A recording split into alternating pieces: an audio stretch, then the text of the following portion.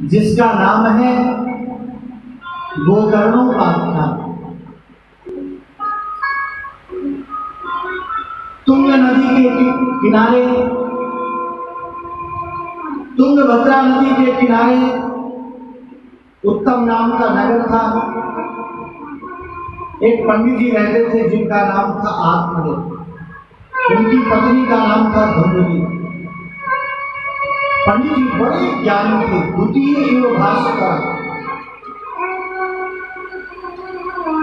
घर में सारी संपन्नता, लेकिन घर में कोई संतान नहीं। एक दिन इन्होंने विचार किया कोई सत्कर्म किया जाए, शायद संतान हो जाए। ब्राह्मणों को बुला करके अनुष्ठान करा, पर फिर भी सफलता नहीं मिली।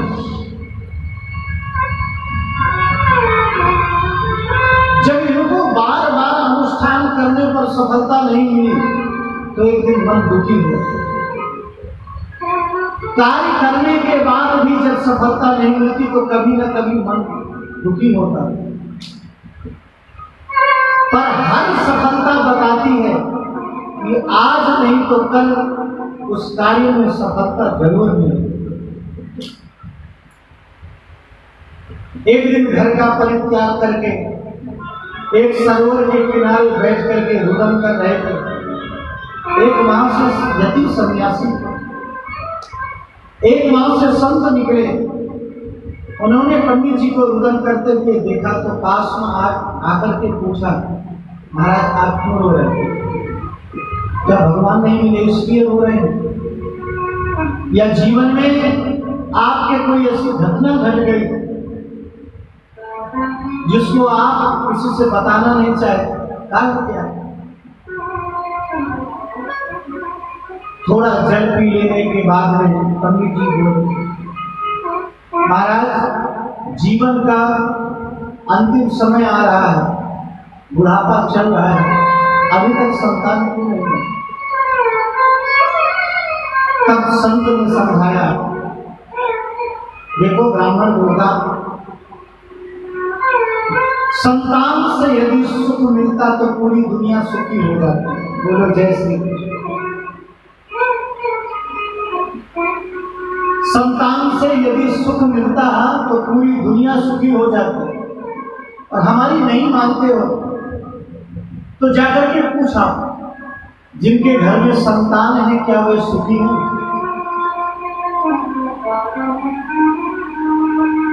एक बार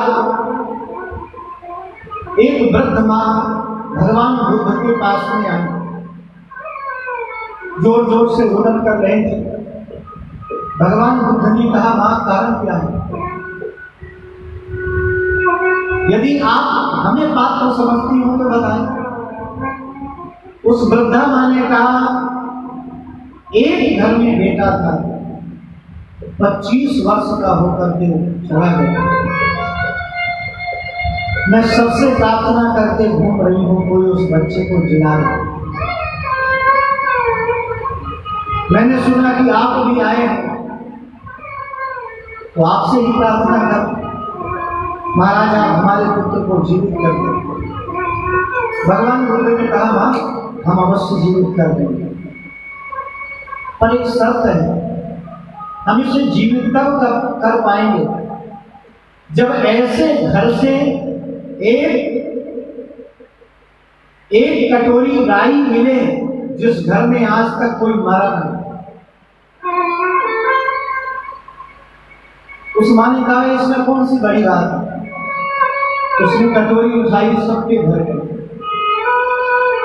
एक कटोरी राई होकर आदमी तुरंत लेकर के आता, पर अंत में वह पूछती, पहले एक बात बताओ, उसके पहले तुम्हारे घर में कोई खत्म हुआ है? सब लोग अपने अपने घर की बताते थे, हमारे बाबा के बाबा थे वो खत्म हो गए, फिर बाबा खत्म हो गए, फिर पिताजी खत्म हो गए, हमारा भी खत्म। उस वृद्धा मां ने कहा, तो आपके यहाँ से नहीं ले सकते। सुबह से शाम तक सबके घर में गई, पर सब जगह से यही उत्तर मिला, अंत में भगवान बुद्ध के चरणों में आकर के गिर गए और बोलो प्रभु अब मुझे बेटा नहीं चाहिए। भगवान ने कहा जब पहले मेरे पास में आई थी तो तुमको बेटा की चाहना थी, जब पहले आई थी तो चाहती थी कि बेटा जीवित हो जाए, अचानक वे चाहना क्यों छूट गई? उस वृद्धा मां ने रुदन करते हुए कहा महाराज जिस भी घर में गई, जहां भी गई, सब जगह मुझे यही सुनने को मिला कि मेरे घर में वो चला गया, मेरे घर में वो चला गया। तो मैंने सुबह से शाम तक जब यह सुना तो अंत में आपकी कृपा से यह ज्ञान हुआ कि मैं एक लौती थोड़ा हूं जो मेरे घर में पहला आज व्यक्ति गया। सबके घर से गए तो मेरे भी घर से जाएगा जातस्य ही ध्रुवोर मृत्युर ध्रुवम जन्म मृतस्य च तस्मात् परिहार्यते न तुम सोचित मत। जिसका जन्म है उसकी मृत्यु भी अवश्य भावी, उसका मोह दूर हो गया। संत ने कहा आप पुत्र वालों के पास में जाकर के पूछो क्या आप सुखी हैं? ब्राह्मण ने कहा महाराज मुझे तो बेटा चाहिए। हमारे महाराज श्री कहते हैं किसी को बहुत समझाने के बाद भी समझ में ना आए तो समझ जाओ भगवान ने इसके प्रारब्ध में कुछ और लिख रखा। हमारे महाराज श्री कहते हैं समझाया उसी को जा सकता है जो समझने के लिए तैयार है। यदि सामने वाला समझने के लिए तैयार नहीं है तो फिर आप उसे चाह करके भी समझा नहीं सकते।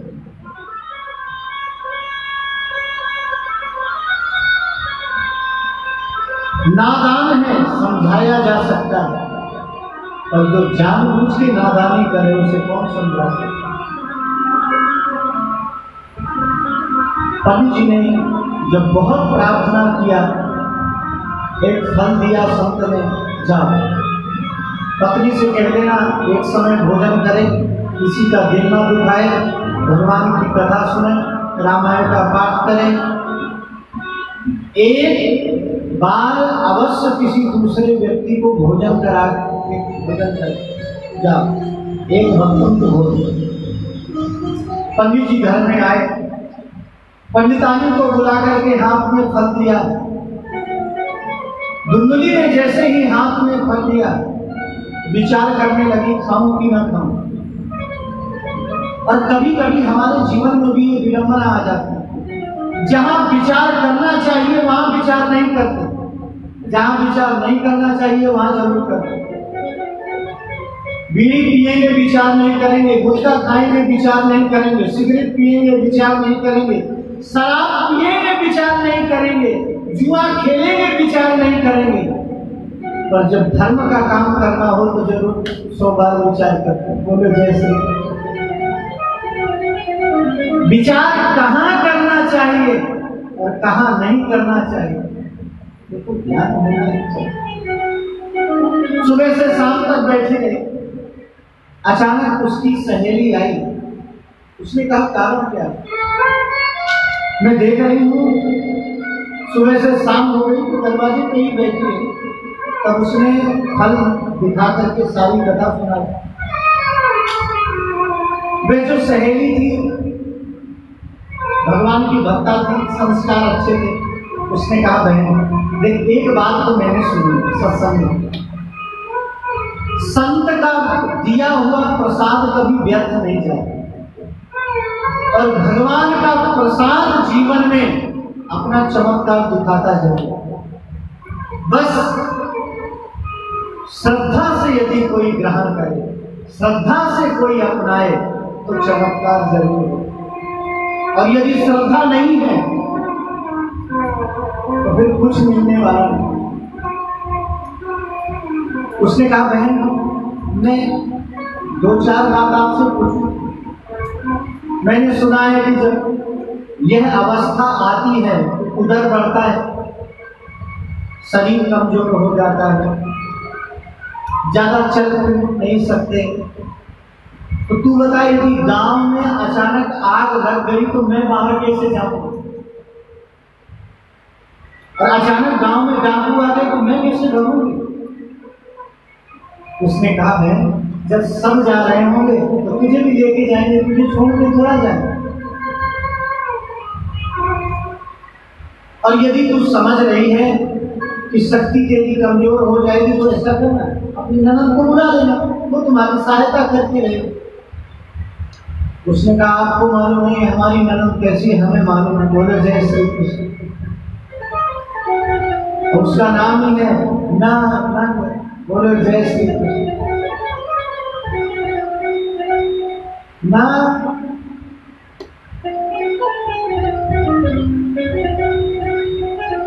उसने कहा मुझे मालूम है उसका स्वभाव कैसा है।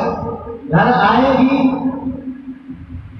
सिंपत्ति दिखाएगी और धीरे से हमारा सारा डेरा लेके जाएगी। बोलो जैसे।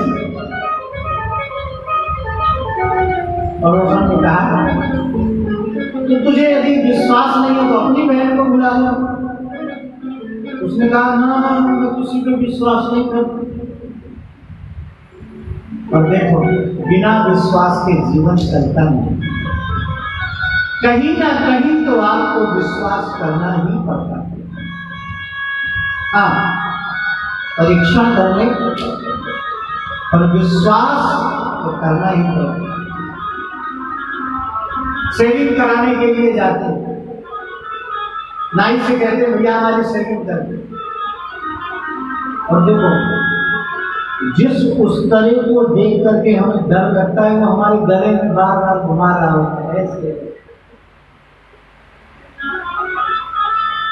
पर हमें विश्वास होता है कि नहीं कि दाढ़ी बनाएगा, दवा नहीं खाते। विश्वास की वजह से तो बैठे रहते। बिनु विश्वास भगत नहीं, यही बिनु रवि। जब तक विश्वास नहीं होगा तब तक भगवत प्राप्ति नहीं हो सकती। पर कुछ लोगों को किसी पर विश्वास नहीं, उसको भी विश्वास नहीं। बेचारी समझा करके चली गई। रात्रि में आई इसकी छोटी बहन, और महाराज जितना फिर ननद से प्रेम नहीं होता उससे कई गुना बहन से होता है। बोले जय श्री कृष्ण।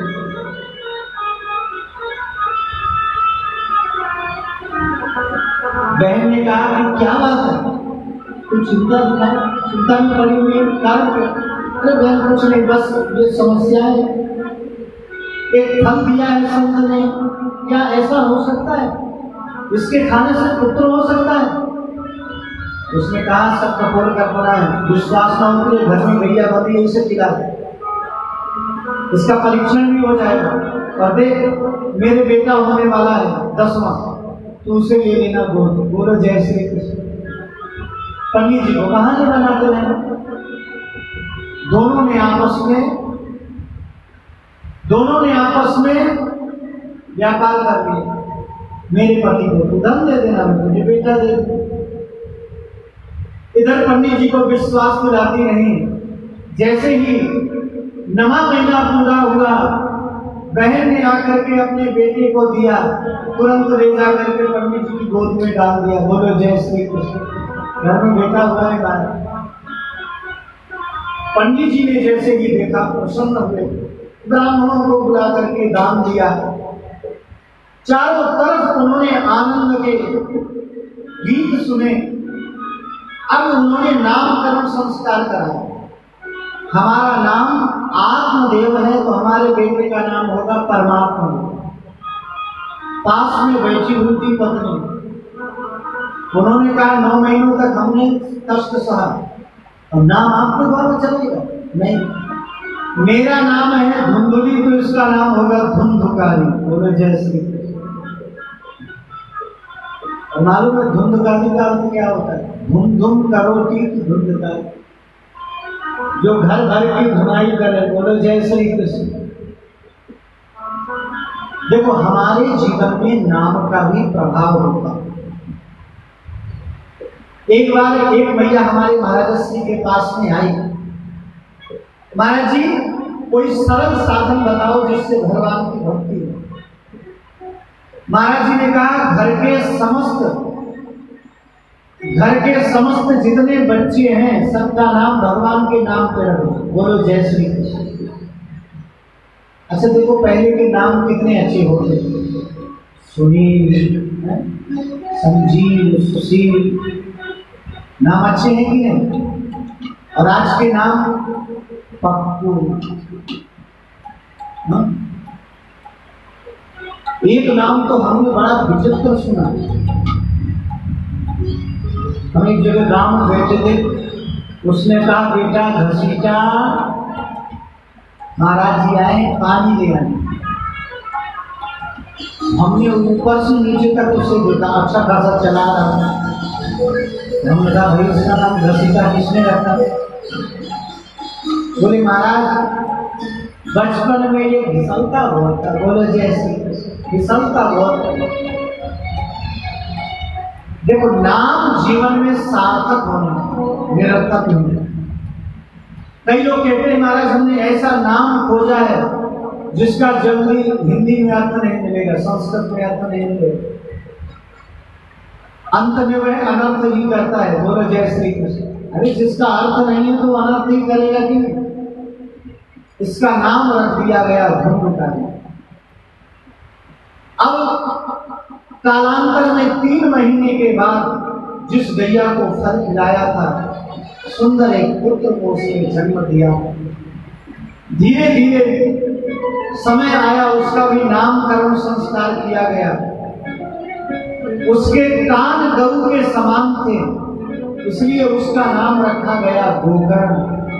वो है युगकर्णा असल गोकर्ण, जिसके गऊ के समान कर्ण है उसी का नाम गोकर्ण।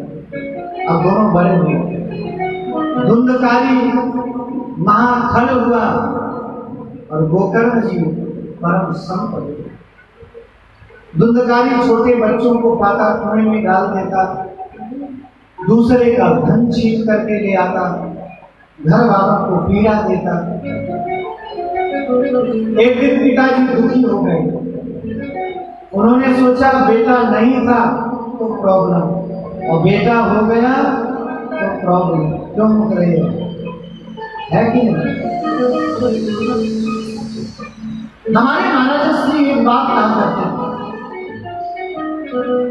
कई लोग बेटा बेटी को लेकर के मन अपना मलिन करते रहते हैं। बेटा क्यों नहीं हुआ, बेटी क्यों है, उसकी भी आवश्यकता है। अच्छा एक बात बताओ, बुद्धिमान हम ज्यादा है कि भगवान? भगवान हमारे लिए जो उपयोगी है विचार करके भगवान ने हमें वही दिया।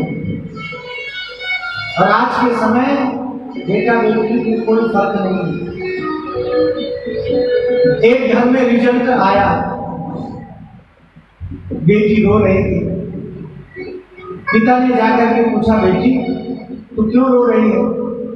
उसने कहा पिताजी रिजल्ट बहुत कमजोर है, बहुत कम अंक आए। पिताजी ने कहा कितने % आए थे? उसने कहा पापा ज्यादा नहीं, मात्र 88% आए हैं। पिता ने कहा तो काहे को रो रही है, इतने में तो 2 लड़के पास हो जाते हैं, बोले जय श्री कृष्ण। तो देखो जो हमारे लिए अत्यधिक उपयोगी है भगवान ने हमें वह दिया है, यही हमेशा समझना चाहिए। इधर जब धुंधकारी ने परेशान करना प्रारंभ किया, आत्मदेव घर का परित्याग करके बाहर निकले, और जैसे ही बैठे हुए एक वृक्ष के नीचे रुदन करने लगे, उसी समय पर गोकर्ण जी पहुंचे। गोकर्ण जी ने बड़े प्यार से समझाया है, और यहाँ पर 2 श्लोकों में गोकर्ण गीता का उपदेश किया है। देहे स्तिमांस रुधिरे भीमतिं त्यजत्वम् जाया सुतादिषु सदा ममतां विमुच पश्यानिशं जगदिदं क्षणभङ्गनिष्ठं वैराग्यरागरसिको भवभक्तिनिष्ठः।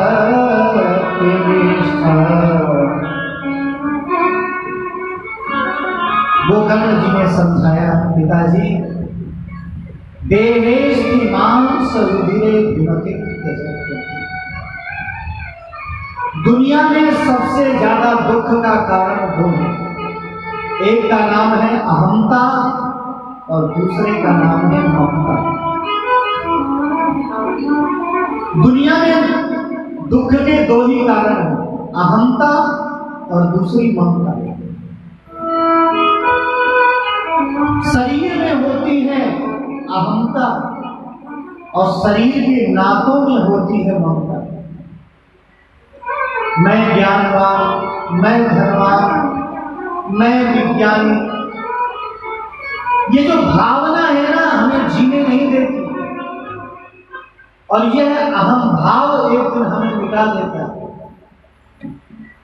कई लोग तो सुबह से शाम तक इस शरीर को ही सजाने में लगे रहते हैं।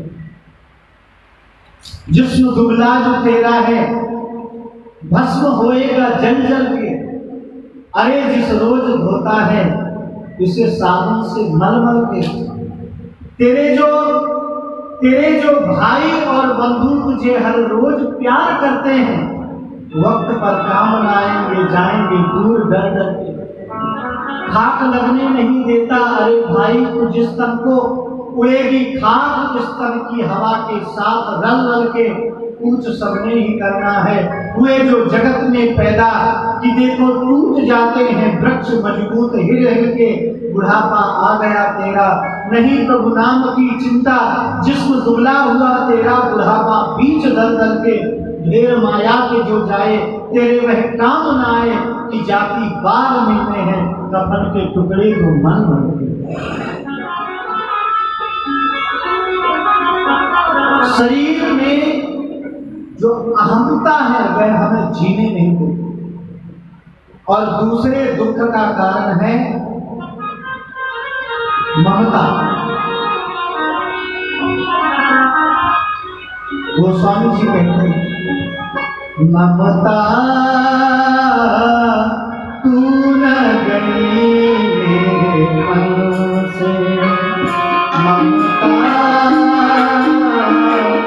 तू न गई मेरे मन से, ममता तू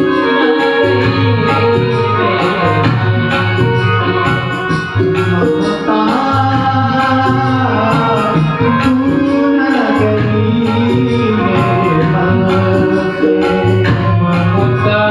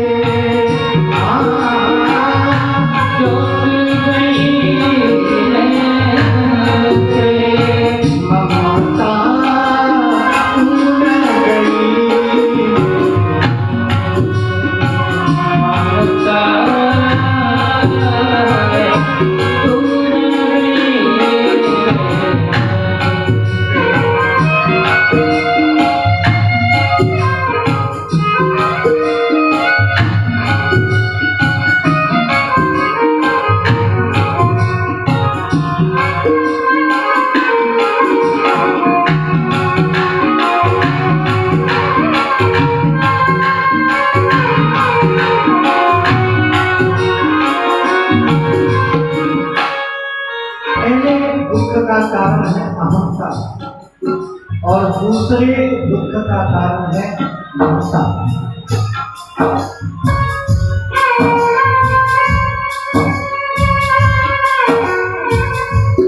अहंता भी दिखाई नहीं देती और जल्दी ममता भी दिखाई नहीं देती।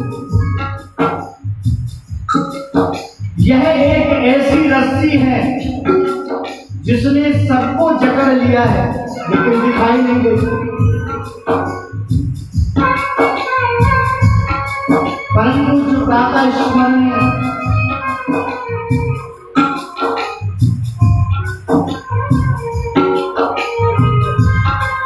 रमन लेवी वाले महाराज जी एक कथा सुना रहे थे वृंदावन में, हमने उनके मुख से सुनी। एक धोबी कपड़ों को लाद करके गधे के ऊपर रोज नदी के किनारे जाता, गधे को बांध देता, कपड़े धोता, सायंकाल में सुखाने के बाद में गधे पर लादता घर आकर। एक दिन वह धोबी जिस रस्सी से गधे को बांधता था ले जाना भूल गया। बैठे बैठे यमुना के किनारे सोच रहा था काम कैसे हो, काम करूंगा तो गधा भाग जाएगा। तब तक एक संत ने उन्होंने पूछा तो दुखी क्यों है? उसने कहा महाराज इस गधे को बांधने की रस्सी हो गया, इसमें कोई बड़ी बात नहीं, जैसे तुम रोज बांधते थे ना ऐसे ही इसको बांध दो, ये गधा है अपने आप बन जाएगा। बोले जय श्री कृष्ण। तो जैसे रोज बांधता था ना ऐसे ही गले में उसने हाथ घुमाया। अब गधा तो गधा है, उसने सोचा बंद। अब उसने जैसे ही खींचना प्रारंभ किया गधा पीछे पीछे आ गया। मन में सोचा चमत्कार हो गया। और जिस जगह पर बांधता था वहीं पे ऐसे हाथ घुमाते गधा बंद। शाम को वस्त्र सुखाने के बाद में जब उसने गधे के ऊपर लादा, गधे पर बैठा, चलना प्रारंभ किया तो गधा चल ही नहीं। सोचने लगा एक संत के चक्कर में गधा और बर्बाद है। एक तो पहले सब जगह भग रहा था और अब तो कहीं जाने को तैयार ही नहीं। तब तक वो संत आ गए। उन्होंने कहा अब क्या समस्या है? कई लोग ऐसे होते महाराज एक समस्या का समाधान करने जाओ तो 10 समस्याएं और गिना देते हैं। बोले जैसे उसने कहा महाराज पहले तो ये सब जगह दौड़ रहा था, अब ये एक कदम चल ही नहीं रहा। अच्छा एक बात बताओ, तुमने इसे खोला है कि नहीं खोला? उस धोबी ने कहा बांधा हो तो खोले महाराज, रस्सी तो घर में ही भूला है। संत ने कहा किसी तरह भी तो बांधा होगा। उसने कहा हाँ महाराज मैंने ऐसे ऐसे हाथ उसके सामने घुमाया था तो उसने सोचा भी बंद गया। संत ने कहा ये रस्सी दिखाई नहीं दे रही और ये बंधा हुआ है, इसी तरह इसे खोल दे। बोले जैसे, और जैसे ही उसने हाथ घुमाया गधा चलने लगा। देखो कथा ये किसी और की नहीं, हम आप सब लोगों की। बोलो जैसे हम भी उस गधे की तरह अहंता और ममता की रस्सी से बंधे हुए। यह रस्सी दिखाई नहीं देती, रोज इसमें जकड़े हुए हैं। वो तो कोई संत आते हैं भगवंत की कृपा से तब आकर के इस अहंता और ममता की रस्सी को खोलते हैं, तब हमारा उद्धार हो। आज जैसे ही गोकर्णोपाख्यान के माध्यम से गोकर्ण गीता का उपदेश दिया है, इन्होंने सीधे वहां से प्रस्थान किया। दशम स्कंद का जंगल में बैठ करके पाठ करते हुए शरीर का परित्याग कर देते हैं। गोकर्ण जी ने देखा भैया हमारा अनाचार के मार्ग पर चलने लगा है। उन्होंने सर्वस्व त्याग करके तीर्थाटन करना प्रारंभ किया है। इधर एक दिन धुंधकारी ने मां को पकड़ा और उससे कहा जो भी घर में धन है ला करके दे। मां ने कहा बेटा तुम्हारी वजह से पिताजी घर छोड़ करके चले गए, सारा धन तुमने नष्ट कर दिया, अब तू मेरे प्राण ले ले।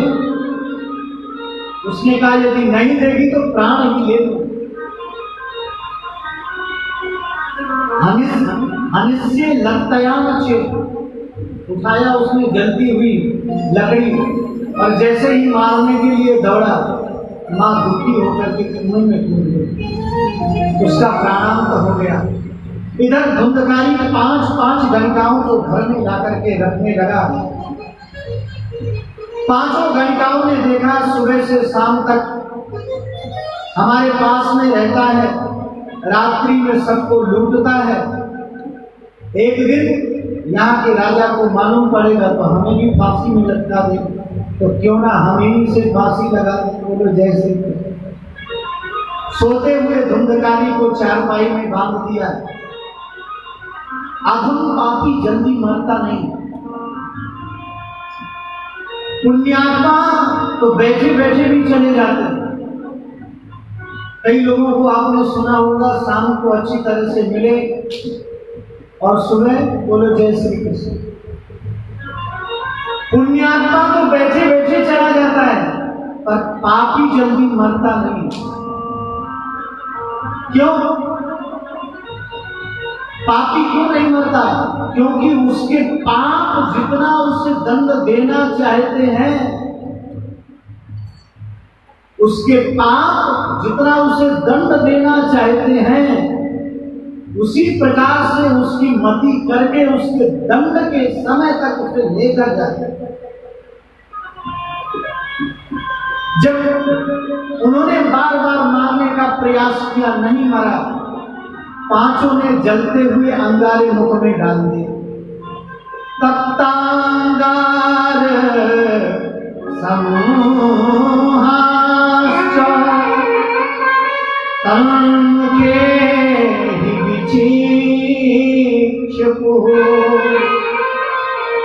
और जैसे ही जलते हुए अंगारे डाले, पांचों ने मिलकर के उसको घर में ही खोद के गाड़ दिया, घर का परित्याग करके चले। इधर गोकर्ण जी महाराज तीर्थाटन में सब जगह तीर्थों में जाकर के भगवान का दर्शन कर रहे थे। अपने पितरों को प्रत्येक तीर्थ में जाकर के पिंड भी देते थे।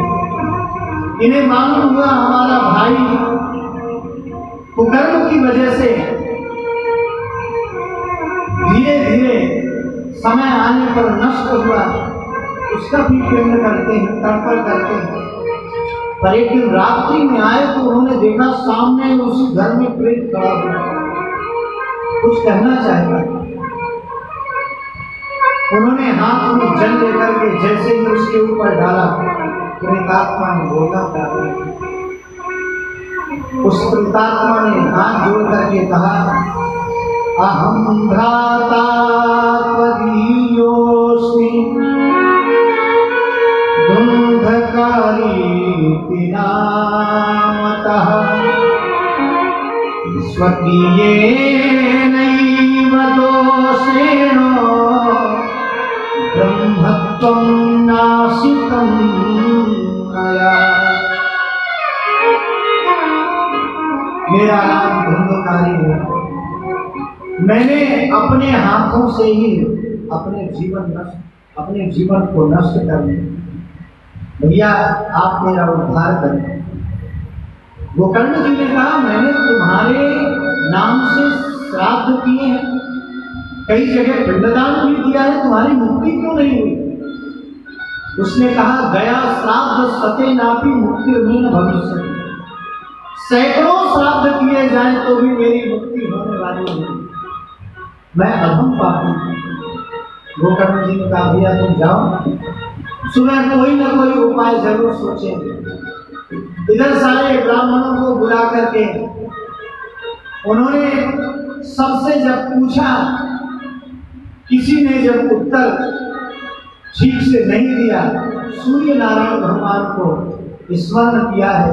सूर्य भगवान ने बताया, सप्ताह वाचनम को आप श्रीमद् भागवत सप्ताह ज्ञान यज्ञ का आयोजन करें।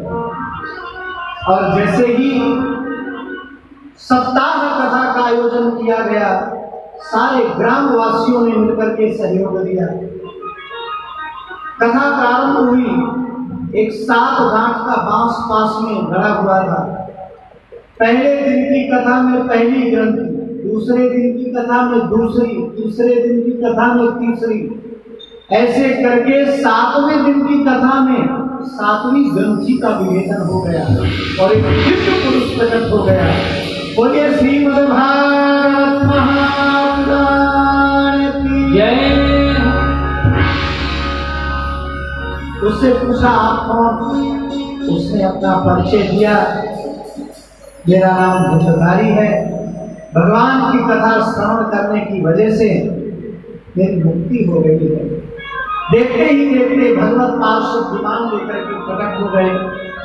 सबको उन्होंने बड़े भाव से, विनम्रता से, नम्रता से राधे राधे किया है। इधर धुंधकारी को विमान में बैठाला, लेकर के चलने लगे तो गोकर्ण जी ने इशारा किया, मैं प्रश्न पूछना चाहता हूँ। भगवत पार्षदों ने कहा, आप क्या पूछना चाहते हैं?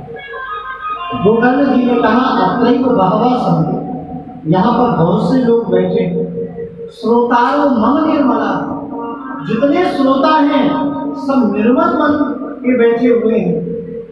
पर आनी तानी विमानानी न तेषाम युगपत्कुता, विमान सिर्फ इस धुंधकारी के लिए आया, सबके लिए विमान क्यों नहीं आया? भगवत पार्षदों ने कहा, गोकर्ण जी, कथा तो सबने श्रवण किया है, पर ना तथापि मननम कृतम।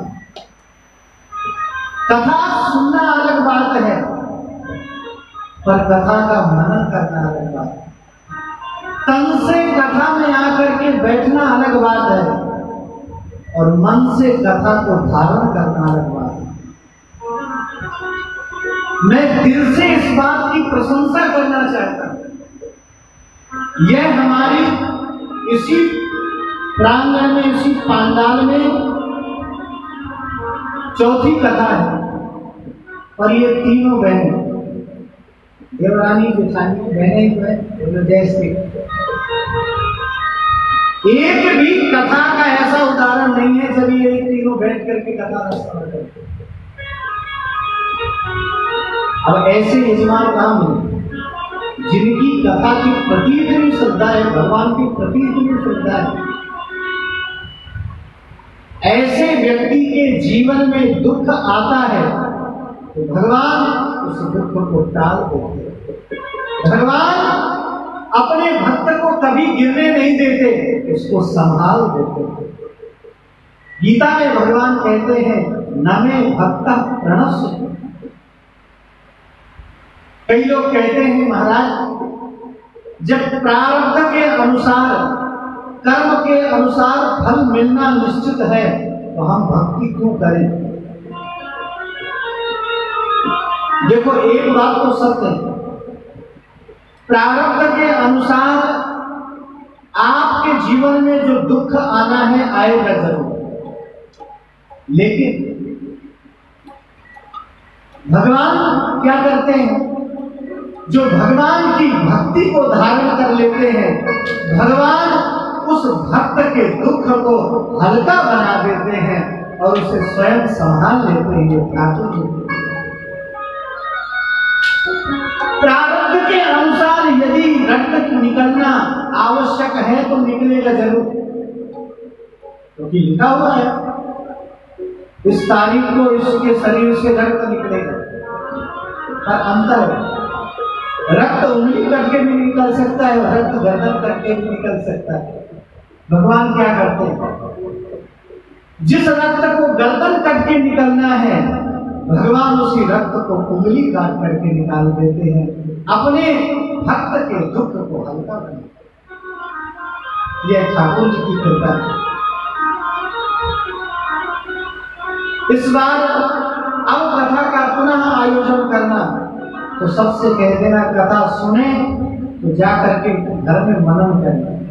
और जो कथा में ना आए हो उन्हें जरूर सुनाना चाहिए, या आज जो कथा में श्रवण किया है उसे घर में स्मरण करना चाहिए।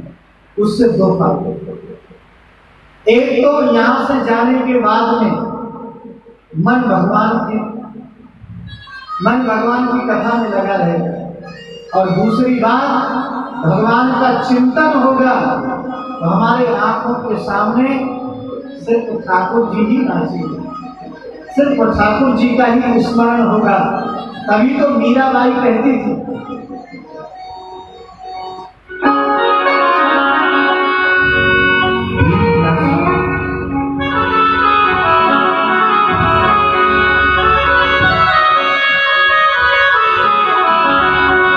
मीराबाई कहती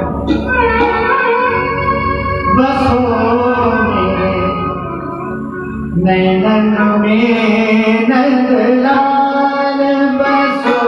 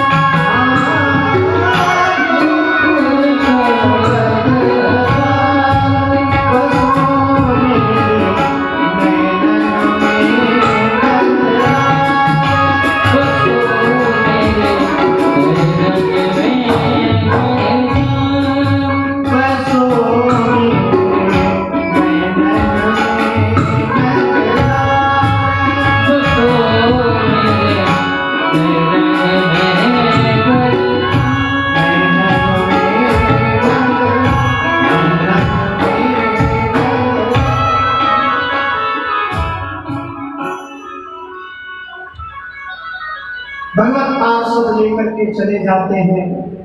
गोकर्ण जी ने पुनः कथा का आयोजन किया है। सभी ग्रामवासियों ने भाव से कथा सुना। दिव्य विमान प्रकट हुए हैं। भगवान सबको बैठा करके स्वधाम ले जाते हैं। बोलिए भक्तवत्सल भगवान की जय। आज की कथा का समय पूरा हुआ। भागवत जी में प्रवेश कर लेते हैं। शेष कथा पर से जन्माद्यस्य यतोऽन्वयादितरतः चाते स्वभेद्यास्वरा तेने ब्रह्महृदायादिकवये मुह्यन्ति सूरयः तेजो वारिमृगां यथा विनिमयो यत्र त्रिसर्गो मृषा धाम्ना स्वेन सदा निरस्तकुहकं सत्यं परं धीमहि सत्यं परं बोलिए वृंदावन बिहारी लाल की। अब आइए 2 मिनट भगवान नाम संकीर्तन, इसके बाद में सब लोग बड़े भाव से आरती करेंगे।